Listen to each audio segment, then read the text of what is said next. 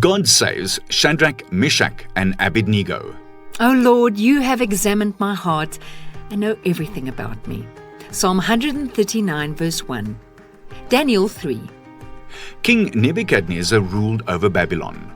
One day, he came to Jerusalem, attacked the city, and completely destroyed it. He broke down God's temple and captured the Jews as slaves. Nebuchadnezzar was a proud and self-centered king and thought he was the best.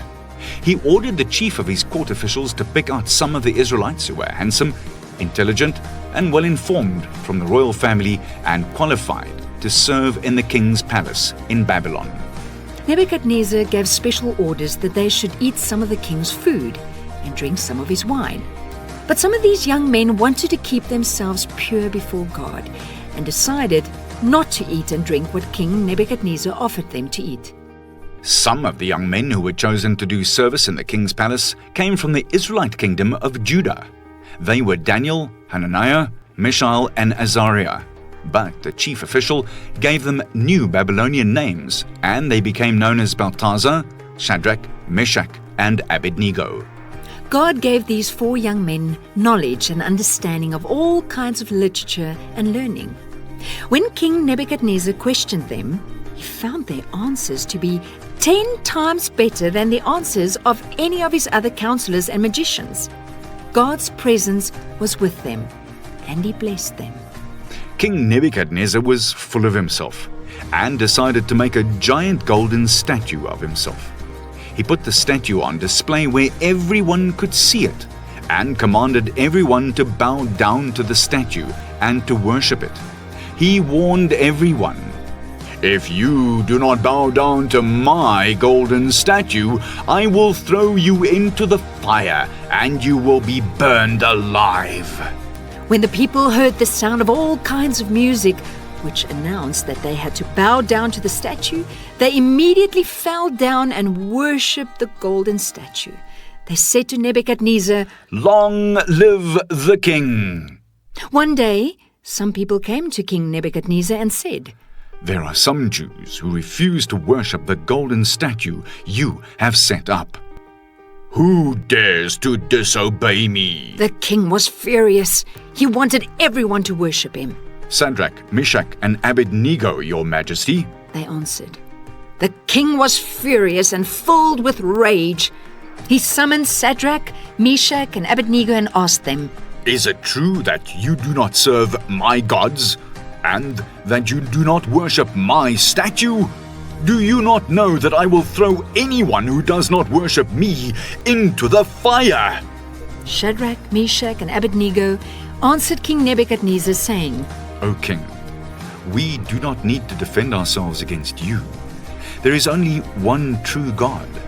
If you throw us into the fire to be burned alive, the God we serve is able to save us and will rescue us.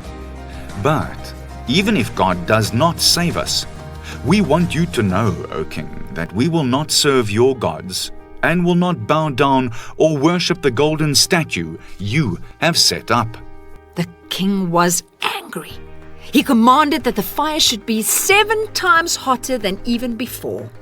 Then he told some of his strongest soldiers to tie up Sadrach, Meshach, and Abednego and throw them into the fire. The soldiers grabbed them, tied them up, and threw them into the fire, clothes and all. The fire was huge and extremely hot. The flames were everywhere. The soldiers threw Sadrach, Meshach, and Abednego into the fire, and when the soldiers came close, they were killed by the blaze too. King Nebuchadnezzar jumped to his feet and asked his advisors, "What is this I see? Did I not command 3 men to be thrown into the fire?" They replied, "Certainly, O king." "Look, there are 4 men walking around in the fire. I ordered these 3 men to be tied up. Now there are 4 of them, and they are walking around unharmed." God sent an angel to protect Sadrach, Meshach, and Abednego. "Come out," the king called to them, and they came out of the fire. They weren't hurt at all. The king's royal advisors and governors gathered around to inspect them. They saw that the fire had not harmed their bodies. Their clothes were not scorched, and they did not even smell like smoke. Then King Nebuchadnezzar said, Truly, the God you serve is the one true God. Sadrach, Meshach, and Abednego trusted God and were more obedient to him than an earthly king. He sent his angel to rescue his servants and protected them from harm. When we remain true to God, he blesses us and protects us. We are safe in his arms. Here we discover that God helps us to stand strong. Memorize. The God we serve can rescue us from the roaring fire. But even if he doesn't, we still won't serve your gods or worship the golden statue you set up. Daniel 3, verse 17 to 18.